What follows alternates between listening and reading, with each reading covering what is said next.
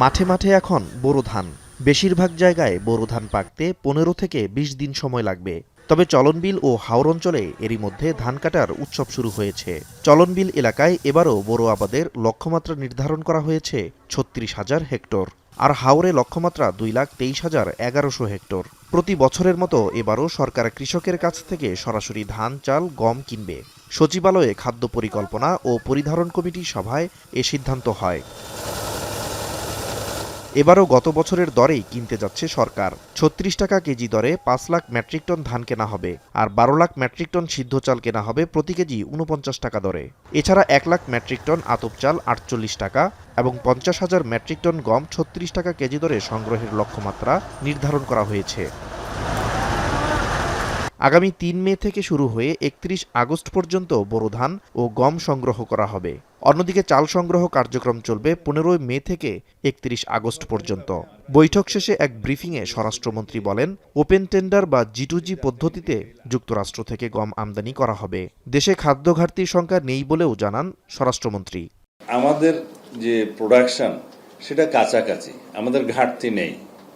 উৎপাদন এই বছর মৌসুম ভালো এবং আমাদের যে আবহাওয়া রিপোর্ট সেই অনুসারে এখনো পর্যন্ত দুর্যোগের কোনো সম্ভাবনা ইনশাআল্লাহ নেই। ইউএসএ থেকে গমের আমদানির জন্য আমাদের একটা মেমো অফ আন্ডারস্ট্যান্ডিং হয়েছে প্রায় 7 লক্ষ মেট্রিক টনের মতো G2G। সেটা যদি আমরা টার্গেট ফুলফিল করতে পারি, এর বাইরে যেটুকুন সেটা আমরা ওপেন টেন্ডার ম্যাটারেও যেতে পারি, অথবা যদি যুক্তরাষ্ট্র থেকে আমরা পরিমাণ মতো সরবরাহ না পাই G2G, সেক্ষেত্রেও আমরা ওপেন টেন্ডার ম্যাটারে যেতে পারি। এদিকে সরকার নির্ধারিত দাম নিয়ে কৃষকরা মিশ্র প্রতিক্রিয়া জানিয়েছেন। তারা বলছেন, সরকার 1440 টাকা মন ধানের দাম বেঁধে দিলেও তারা এই দাম পান না। সিন্ডিকেট আর নানা হয়রানির কারণে কম দামেই বাধ্য হয়ে ধান বিক্রি করতে হয় কৃষকদের।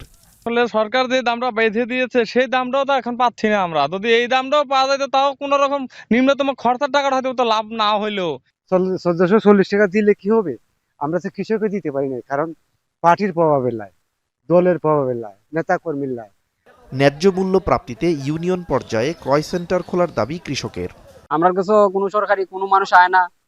আমরা কৃষি কার্ড থাকলেও আমরা তার কাছে গেলে তারা আমরা এই সুবিধা দেয় না, যার কারণে আমরা এলাকার মধ্যে যে মিলগুলো আছে এগুলোর মধ্যে আমরা 1000 টাকা করে মন বেচা লাগে। কিংবা একজন আমরা পায়ে পড়েছি তার এই মিল্লা মিশিয়ে আমরা সরকার করে দামটা দিতাম। এবছর সরকারের সংগ্রহের লক্ষ্যমাত্রা বোরো ধান 5 লাখ মেট্রিক টন, সিদ্ধ চাল 12 লাখ, আতপ চাল 1 লাখ, গম 50 লাখ মেট্রিক টন। নাজমুস সাকিব সামি, এখন।